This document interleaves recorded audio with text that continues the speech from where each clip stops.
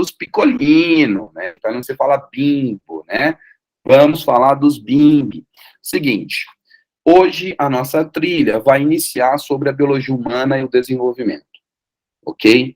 Por que que eu vou tratar os bebês do ponto de vista biológico? Porque o nosso objetivo aqui, ao longo de todo o curso, é obter estratégias para desenvolver atividades que possam proporcionar experiências voltadas para a educação matemática na educação infantil. Olha que título de tese bonito, gostei desse título, hein? Depois eu preciso marcar. Então, assim, esse é o nosso objetivo. Então, eu estou apenas tratando do ponto de vista biológico, tá? Obviamente que eu não posso deixar de considerar a inserção do menino, a inserção da menina no contexto sociogeográfico dele, tá certo? Obviamente que uma criança que não é estimulada, entre aspas, porque essa palavra, por mais que os meus colegas lá de políticas educacionais não gostem, mas é um termo que aparece muito. Uma criança que não é estimulada pelo seu ambiente externo não vai produzir um resultado do ponto de vista cognitivo, tá certo? Então, isso para nós é muito importante. Num segundo momento, vamos falar sobre o aspecto biológico do crescimento. Vamos entender como que uma criança é gerada. Eu não vou ensinar para vocês como que é gerada no Vamos Ver, tá? Eu só vou falar do ponto de vista biológico, porque do Vamos Ver, eu acho que a gente é bem crescidinho aqui, a gente já sabe que não vem da cegonha, né? E aí, vamos tratar sobre o crescimento e as fases do crescimento. E quais são os impactos para a neuroplasticidade. Essa palavra eu vou falar muito para vocês daqui para frente. Plasticidade. O cérebro é plástico. O que até os anos 80 era tido como uma entidade fixa, imóvel, imutável. Ah, não vamos gastar os neurônios porque eles não se reproduzem. A partir dos anos 80, isso começou a se desconstruir. E hoje nós sabemos que os neurônios se reproduzem sim. O que muda a taxa de variação e principalmente a velocidade com que isso acontece. Por quê? Quanto mais a gente envelhece, menos a gente, né, tem aí uma velocidade de metabolismo. Então, o nosso metabolismo, ele vai se decaindo. Eu sinto hoje, após quase chegando nos 40, eu sinto isso, tá? Uma gripe antes, para mim, durava uns 3 dias, hoje é um mês. Então, isso significa que o nosso metabolismo, ele é um sistema dinâmico, tá?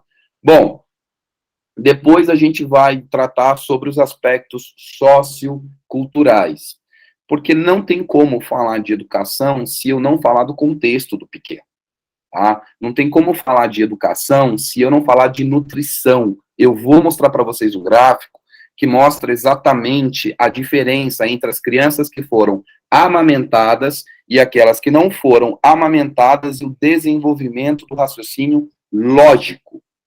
Olha para ver a diferença. Por quê? Porque a criança que é amamentada no peito, ela desenvolve um senso motor muito melhor que aquela que não foi amamentada no peito. Então, isso contribui muito para o raciocínio lógico do pequeno, tá? Então, essas questões, elas são importantes. E, por último, vamos ver essa relação com as formas. O como a criança pega um sólido, o como ela balança o chocalho, o como ela anda, o como ela engatinha, quais são as posições que nós temos que usar com essa criança do 0 aos 3 anos e quais as relações que isso tem com a educação matemática. Ao nosso primeiro tópico, que é sobre a biologia humana e o desenvolvimento. Aqui eu parto de algumas premissas, tá? A primeira delas pode acabar com essa história que o conhecimento, ele é fragmentado. Aluno meu não pensa assim. Nós não somos enciclopedistas, tá? Nós podemos ser iluministas, mas nós não somos enciclopedistas. Então, para nós, ser um pedagogo não significa que eu não posso ter um conhecimento de biologia básica. E se eu lido com um ser vivo que tem emoção, que tem uma cultura, que exprime essa emoção e que produz uma cultura e se relaciona com outras culturas, eu preciso saber como operacionalizar dentro exatamente daquilo que eu vou ensinar, tá? E aí eu trago para vocês a primeira pergunta. Qual é a relação entre a biologia humana, o desenvolvimento e o ensino de matemática? Essa pergunta, ela é apenas retórica, tá? Eu gostaria muito que vocês pensassem nela ao longo de toda essa aula e que buscassem algumas respostas para esta pergunta, tá certo? Então, vamos começar a entender aqui o seguinte. O que é essa parte biológica humana? É uma formação bioquímica, fisiológica e genética de todos os seres vivos.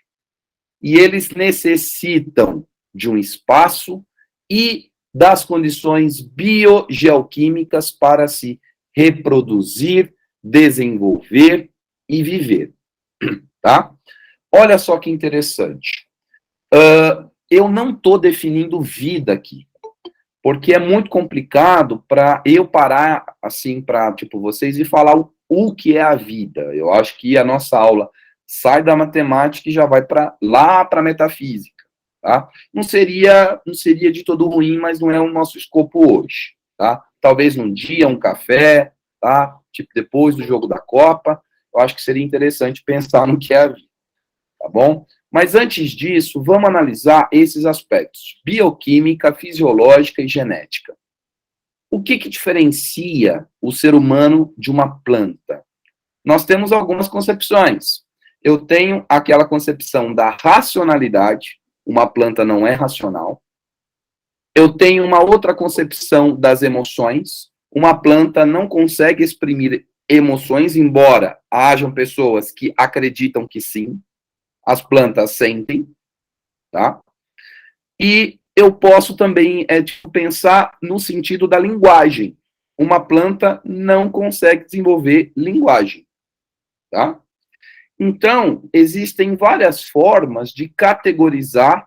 Então, eu estou aqui falando com vocês, além de estar produzindo história, além de estar produzindo uma cultura, e estar passando para vocês, por meio da minha linguagem, um conjunto de valores e tradições, eu estou manifestando um conjunto de genética, bioquímica, por meio de uma fisiologia, tá? É isso que nós temos que ter em mente aqui, tudo bem? Então, uma vez que a gente parte exatamente aqui desse pressuposto, o que a gente pode entender? Um animal, eu acho que Pavlov já nos ensinou isso com cachorro, que babava, mas a gente pode entender que o humano em específico, a espécie Homo sapiens, desde o século XIX, com Darwin, tem algo muito interessante, que depois Freud vai aproveitar muito bem quando ele vai dar para a gente uma nova concepção do eu, tá? O que seria isso? Que depois o Vygotsky ele vai aproveitar, o Vallum, entre todos os outros que vocês já conheceram. É a psicologia do desenvolvimento humano. A psicologia, ela existe desde Sócrates. Quem inventa essa noção, esse termo de psicologia é Sócrates, tá?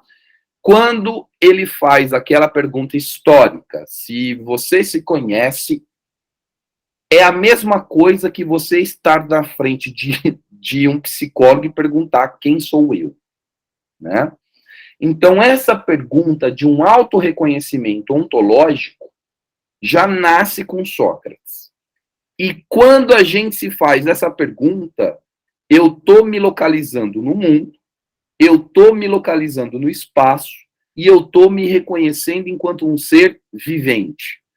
Como que vocês sabem que eu estou vivo? Porque estou falando com vocês aqui. Como que eu sei que vocês estão vivos? Porque cada um de vocês está se mexendo, pode até falar comigo, né? Então, quando a gente está no mesmo espaço, no mesmo ambiente, nós temos todas essas características psicológicas. E como que a gente vai, na era moderna, dar essa definição de psicologia? Nós vamos entender como um conjunto de características, ou seja, só existe em um dado indivíduo, em um dado contexto, que diferenciam a espécie humana das demais, dando destaque para a linguagem, o pensamento e a racionalidade. Olha só que interessante. Um animal, eu não consigo provar que um animal pensa, que um cachorro pensa. Eu não consigo dar para você evidências que um gato elabora um pensamento. Daí você pode me responder, como que esse gato vive? Por meio de instinto? É aquilo que Darwin chama de instinto reflexo? Mas nós humanos, nós conseguimos desenvolver a nossa linguagem a ponto de transformar a nossa linguagem em pensamento e esse pensamento em emoção. É isso que define a nossa psicologia, tá? Por que que eu vou, então, em um psicólogo há 9 anos? Para eu entender que, mesmo sendo ultra-racional, um acadêmico, eu não consigo lidar com as minhas emoções. Então, mesmo utilizando-se da extrema racionalidade, eu ainda tenho a questão da linguagem e a questão das emoções. Então, isso que nos torna humano, é isso que nos dá o caráter humano, né? E é exatamente daí que nasce aquilo que vocês conhecem, a Declaração Universal dos Direitos Humanos. Como que a gente define na DUD um humano? Que, na verdade, na DUD está homem, que hoje a gente troca por humano, exatamente por conta do debate machista e tal. Como que a gente define homem lá na DUD? Como alguém que possui os direitos de estar vivo, como alguém que tem direito à educação, à saúde. Quem que garante o direito para nós humanos no nosso planeta e quem que garante o direito para os animais? Aqui no Brasil não tem mais. A Amazônia está sendo destruída. Então, essa questão, ela tem que entrar na educação. Ela perpassa a nossa discussão. E ela tem origens antigas. Aquilo que nós temos que ter atenção nesse slide é a questão da linguagem, do pensamento e da racionalidade. E aí eu jogo para vocês uma pergunta. Um bebê pensa? Sim ou não? Antes do bebê nascer, ele sente?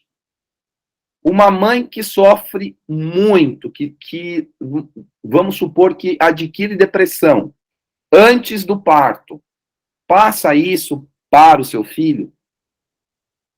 Então, essas questões, elas perpassam a educação, né? Então, isso é muito importante para a gente, tá? Então, desse slide, é muito importante que a gente não esqueça a questão da linguagem, do pensamento e da racionalidade. Bom, agora, como que a gente pode estudar os seres humanos? Né? Por quê? Se eu sou da educação, qual é o meu objeto principal? Ser humano. Então, como que eu vou estudar os seres humanos? Quais são as lentes que eu, enquanto um pesquisador, posso analisar um ser humano para que me afaste do meu objeto de estudo e para que eu, assim, de certa forma, consiga obter alguma conclusão? Como que eu posso analisar isso? As lentes. Eu tenho algumas principais. Quais são essas principais lentes? Eu tenho a lente biológica, tá? A lente biológica é aquela que estuda lá na Faculdade de Medicina, lá no Instituto Butantan, lá no Instituto de Ciências Médicas, tá certo? Então, a lente biológica estuda o ser humano enquanto um organismo e a relação que esse organismo tem com outros organismos. Por exemplo, a nossa cultura O nosso sentimento era relevante para desenvolver uma vacina do Covid? Não. O que era relevante? Eu saber como que o meu organismo ele se comporta na presença de outros organismos. Percebam, nem tudo tem o caráter das emoções como algo relevante. Agora, o meu aluno aprender ou não matemática é importante levar em consideração as suas emoções? Com certeza. Porque eu tenho plena certeza que se eu perguntar para cada um de vocês se vocês adoram matemática, alguns irão falar: não, eu não gosto. O não gostar, o gostar está associado com as emoções. Agora, o desenvolver a vacina, você gostar ou não gostar, você precisa tomar. É questão de sobrevivência. Percebam que cada lente vai definir o nosso objeto de estudo, tá? Então, nessa lente, do ponto de vista biológico, eu tenho o corpo, a estrutura e a fisiologia. Nós vamos trabalhar com as crianças de 0 até os 3 anos de idade.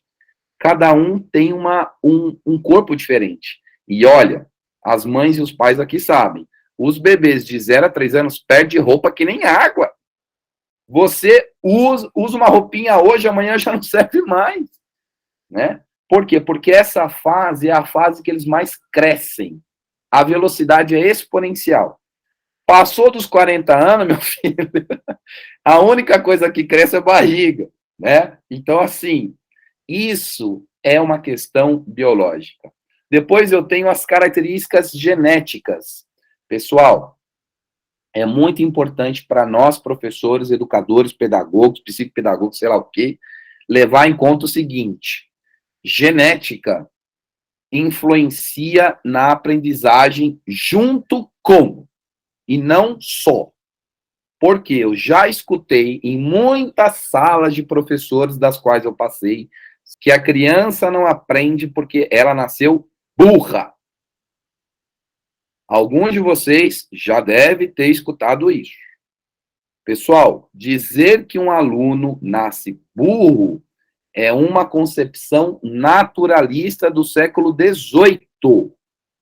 E essa concepção, hoje, além de ser muito preconceituosa, é algo que acaba com a criança se ela escutar. Tá? Então, ninguém é burro, é que não foi usado com ele o método certo, o método adequado. Ah, mas ele tem uma síndrome de Down. Ele pode ter algumas limitações. Mas se ele tem um cérebro, ele é capaz de aprender alguma coisa? Sim. Ele pode não ser um Albert Einstein, mas que ele vai desenvolver alguma coisa, vai. Então, esse discurso naturalista já morreu depois do século XIX, tá? Então, às vezes eu escuto isso, eu falo, estamos no século XXI e eu estou ouvindo isso ainda? Sim, estou ouvindo isso ainda. Bom, depois eu tenho a lente psicológica.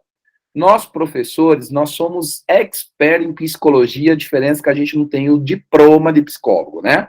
Eu adoro isso. Por quê? Porque a primeira coisa que a gente fala no conselho, esse aluno ele tem problema com o pai dele.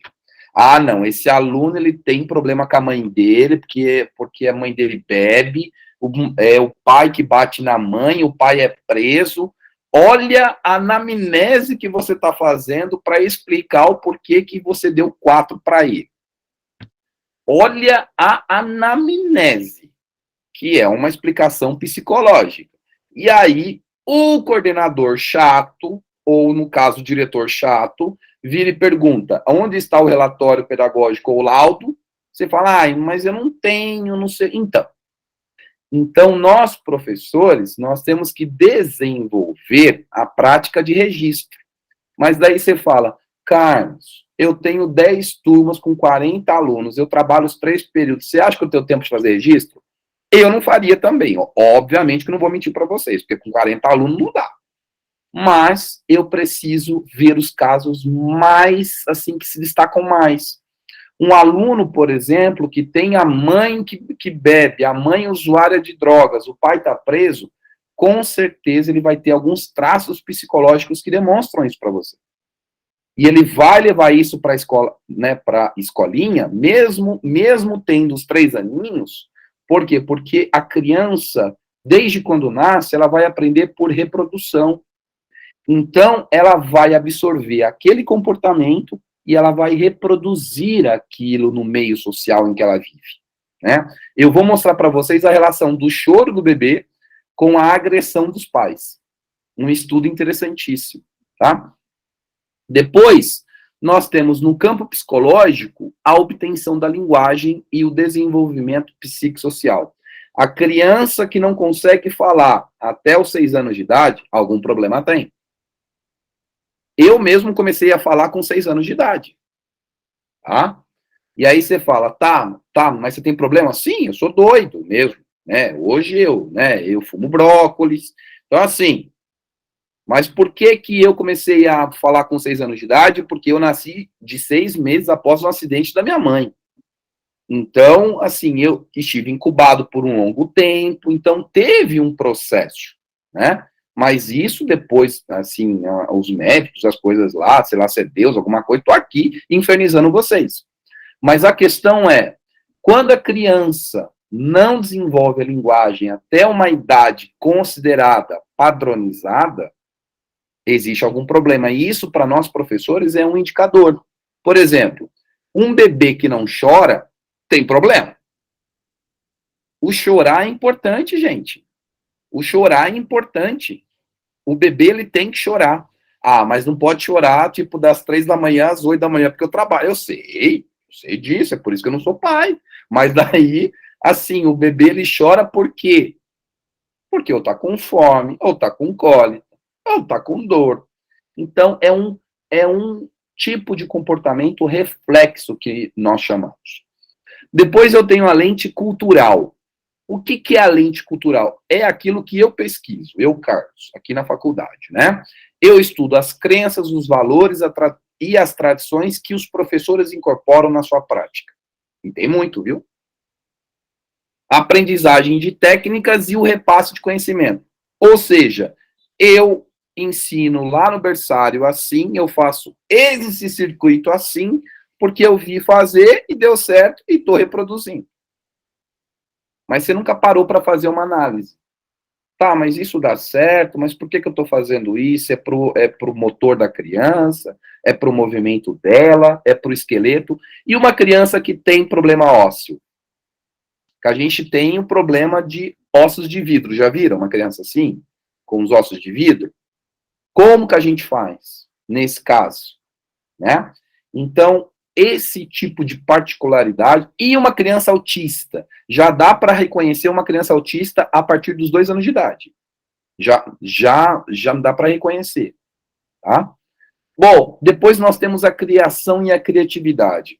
Olha, professores, colegas, eu falo muito para vocês. A criatividade, os nossos Picassos, os nossos Portinari, vamos falar um pouco do brasileiro, né?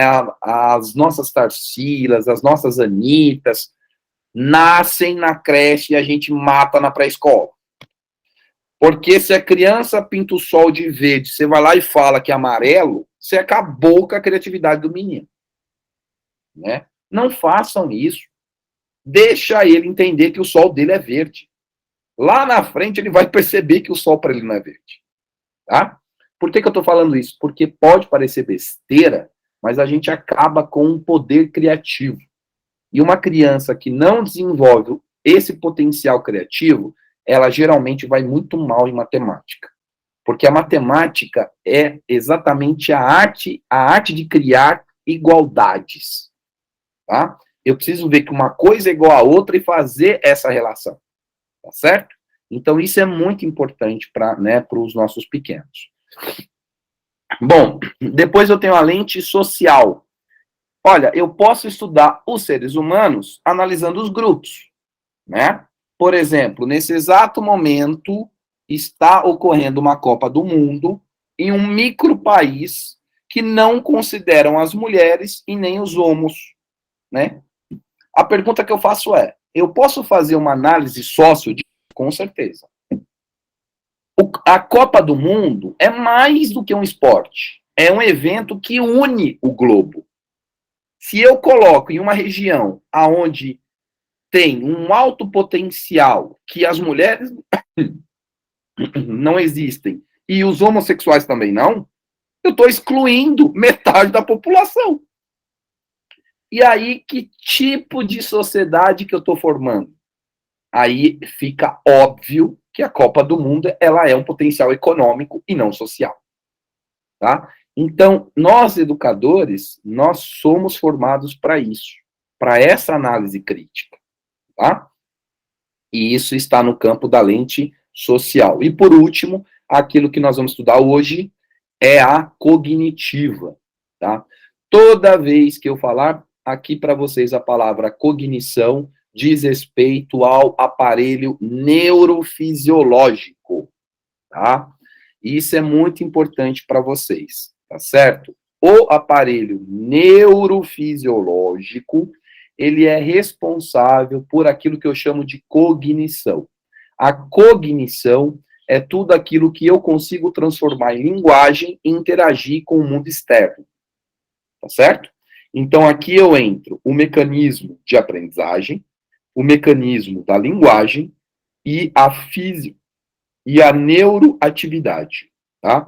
Tanto é que um dos testes que você faz para as crianças com TEA, com TOC, com hiperatividade, são exames neurológicos, tá? Que é exatamente para ver o padrão de comportamento do sistema nervoso da criança.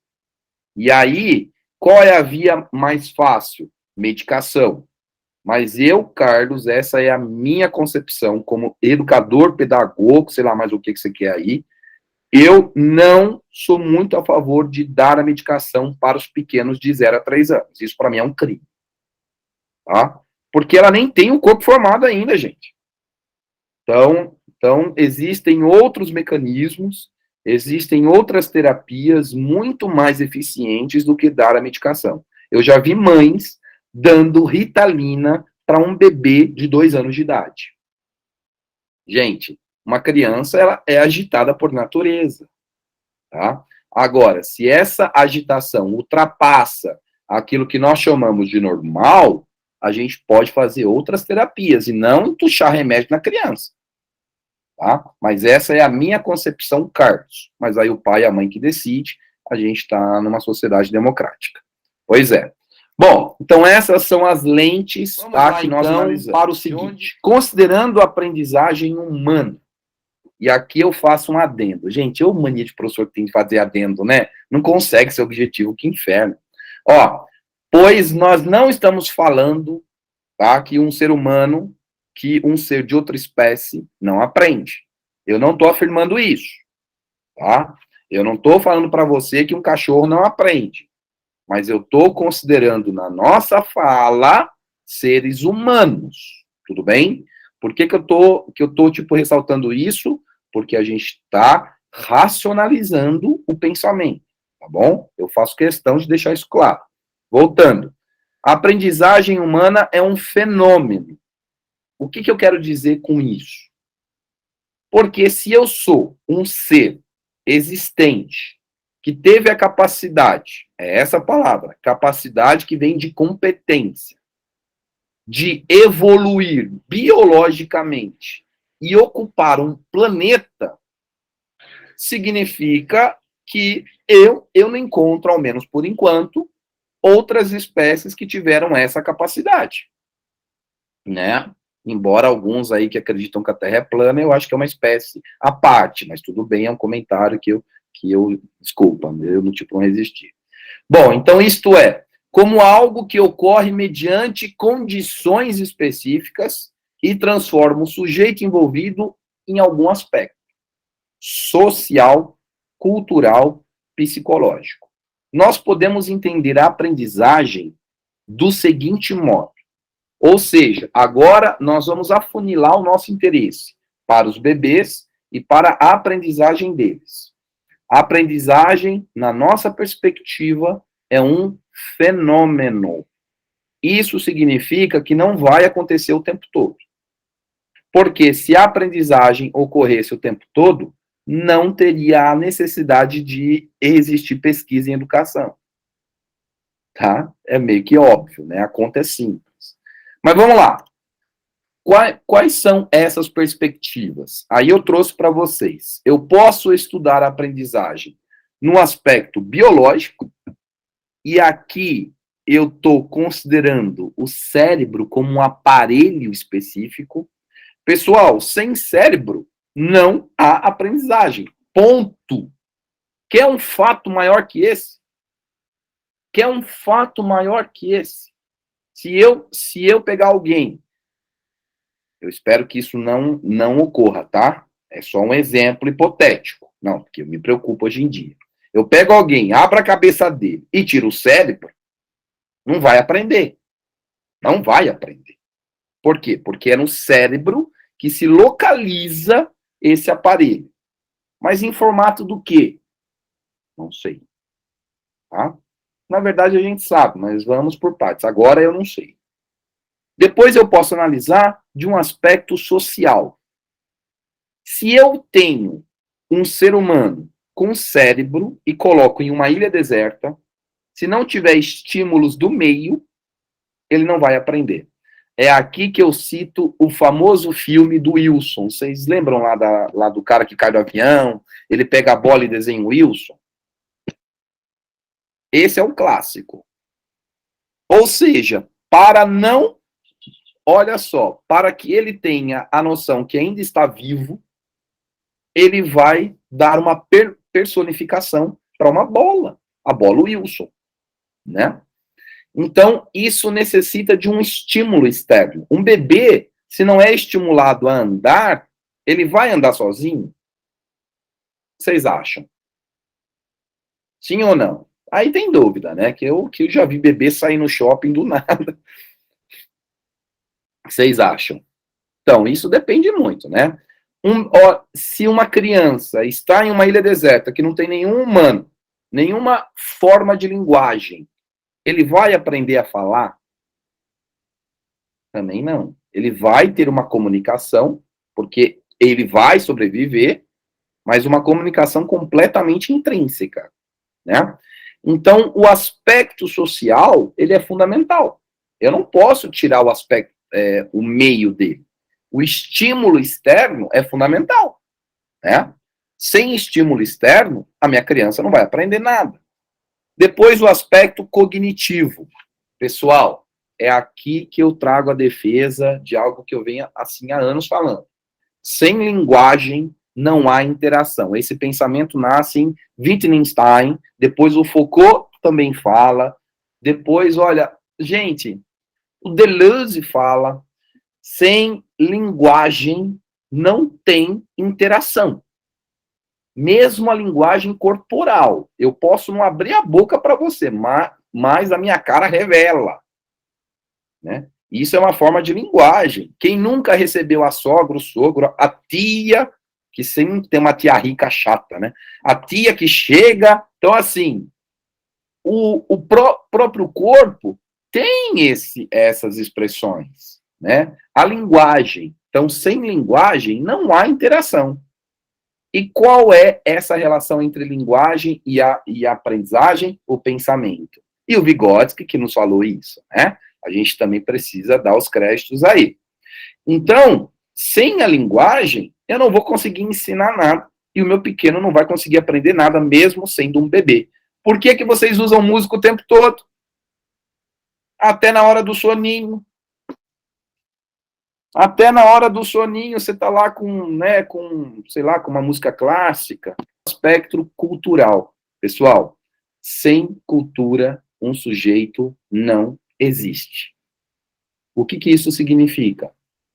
Nós estamos, neste exato momento, mesmo que à distância, a Alexa está falando lá, mesmo estando à distância, nós estamos produzindo a cultura e estamos interagindo entre nós. Então, parte de vocês está comigo e parte de mim está com vocês. Então, crenças e valores estão sendo mobilizadas aqui, né? Então, esses são os 4 aspectos que mobilizam a aprendizagem, desde o feto. E a gente vai entender o porquê que começa no feto. Por isso que eu acho que a vida, eu não chamo de milagre, porque eu vou mais para o campo da teologia, mas a vida é algo espetacular. É espetacular, tá? Eu vi tipo um gatinho passar ali, amo gato. Vamos lá. Seguinte, andando aqui, agora vamos andar no aspecto biológico, mas entender através da seguinte pergunta. Pessoal, como que a gente categoriza a vida dos seres humanos em termos do desenvolvimento? Ah, ele é criança, ele é adulto, aquele é velho. É assim que a gente fala, né? Tá, mas o que que a gente vai entender como educadores e professores de um ponto de vista científico? Como que a gente vai categorizar exatamente a vida humana?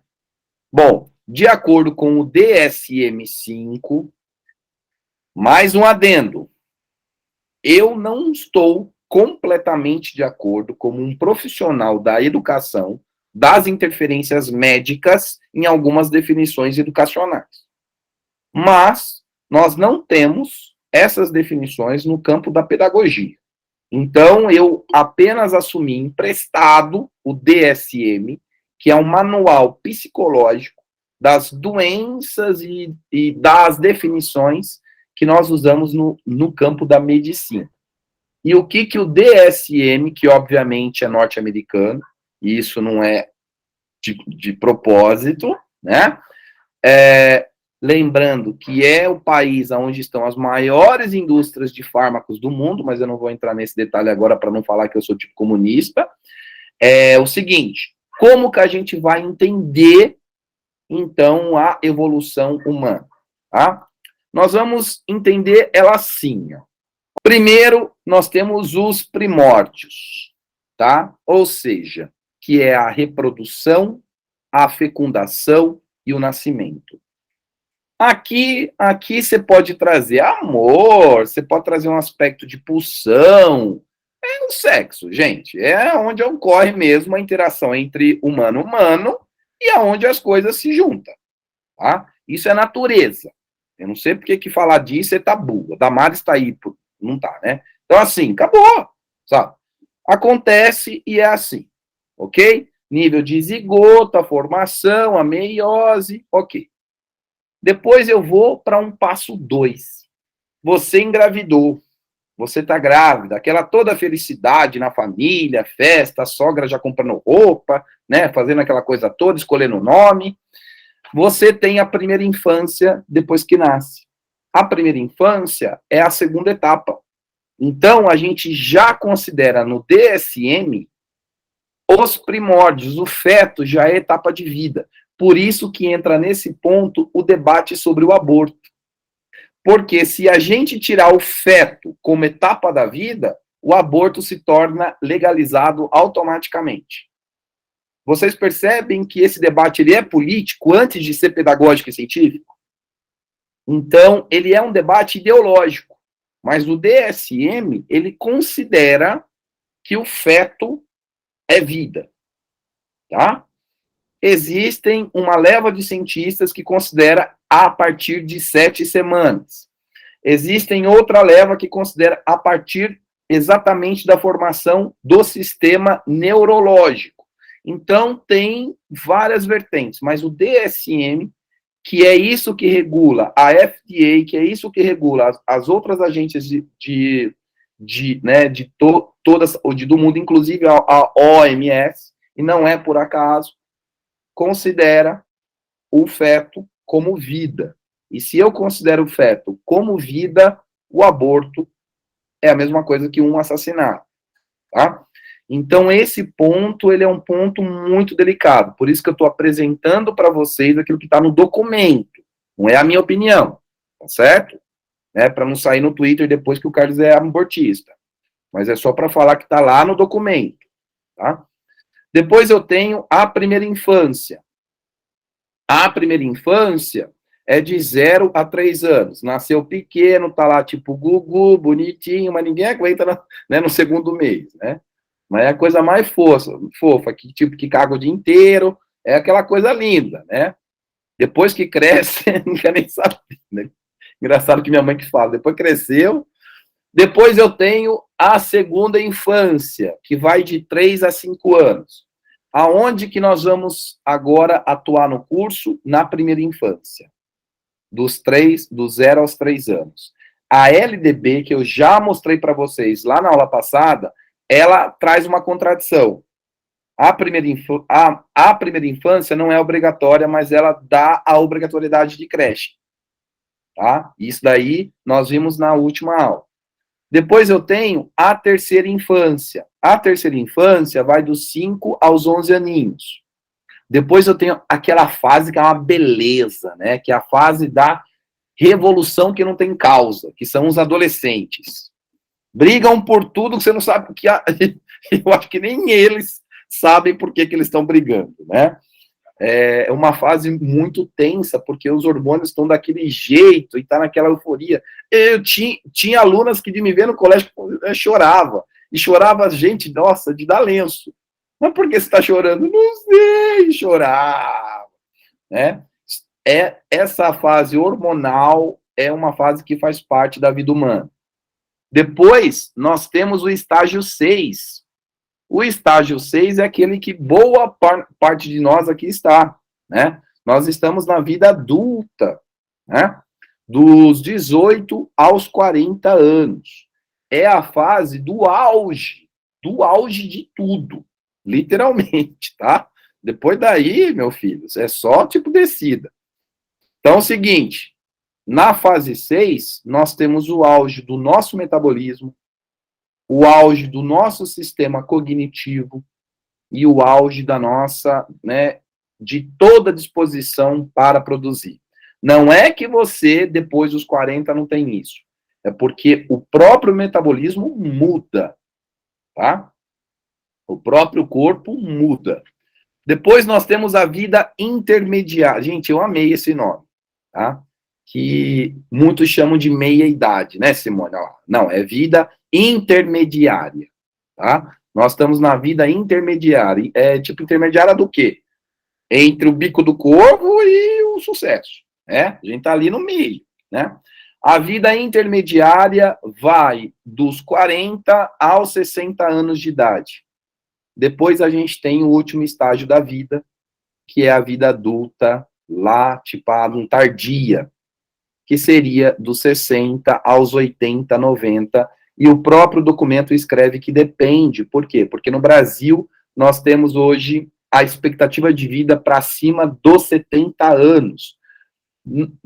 Nós temos países aqui na América Latina que não chegam a 50, na África não passam de 30. Então, isso depende muito da sua alimentação, isso depende de onde você mora, de N fatores. Mas, em linhas gerais, a nossa vida tem 8 ciclos, tá? Então, a gente chega nesse ciclo 9, e daí para frente você acredita naquilo que você acreditar. Se tem vida depois de lá, se não tem, se tem um portãozinho bonito com alguém oferecendo, sei lá, tipo um financiamento no condomínio, você escolhe, tá? Você escolhe. Mas até ali do 8 do 9, eu falo para todos que passaram dos 60. Aproveita. Aproveita, porque é complicado, né? Bom, então esse é a nossa escala de evolução. Aonde que a gente vai agora focar?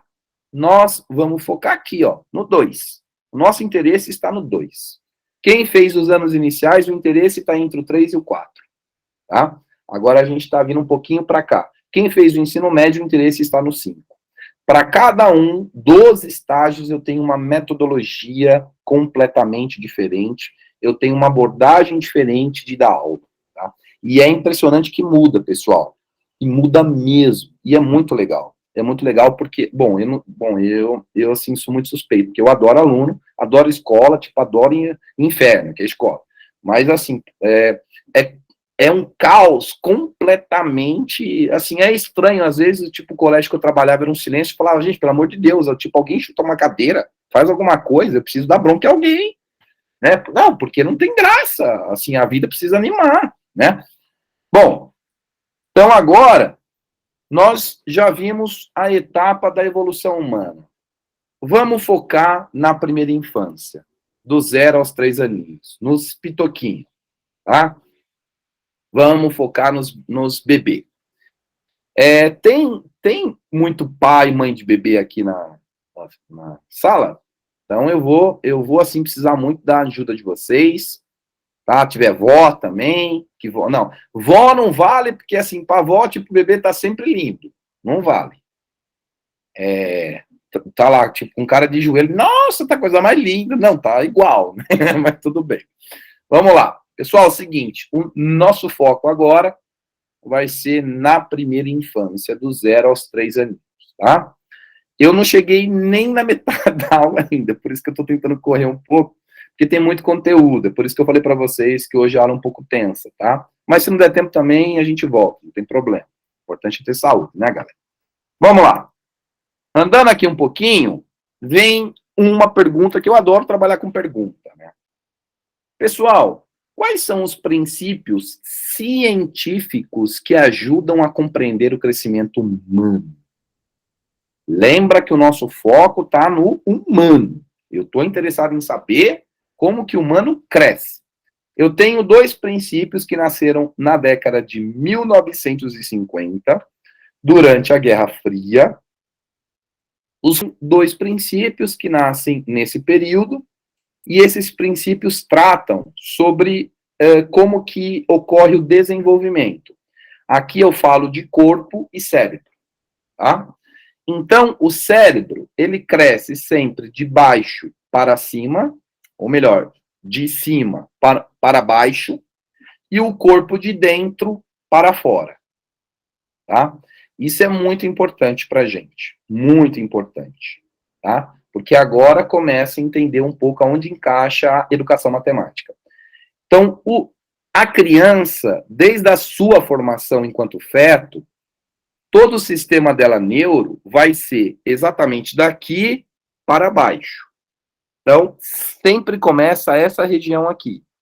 Por isso que se você sofrer um acidente, por exemplo, eu espero que não ocorra, tá?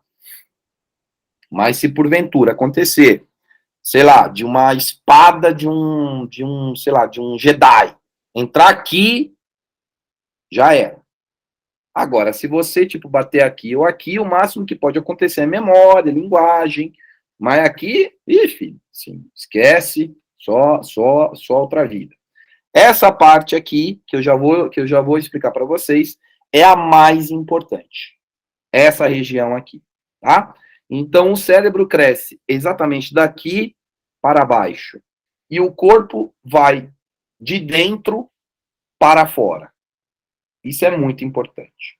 E esses princípios, eles têm um nome, tá? Olha só que nome bonito que você pode pôr no gato. É o céfalo caudal e o próximo distal. Não consigo nem falar. 2 nomes que você pode pôr no gato. O céfalo, vamos embora, tá? Então é uma coisa bem interessante. O céfalo caudal é exatamente o como se cresce o cérebro. Como que ele vai se desenvolver desde o feto para o bebê. Então é sempre de cima para baixo.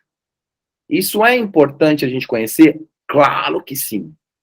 Porque se ele tiver um problema de esquerda e direita, com certeza ele tem algum problema neurológico.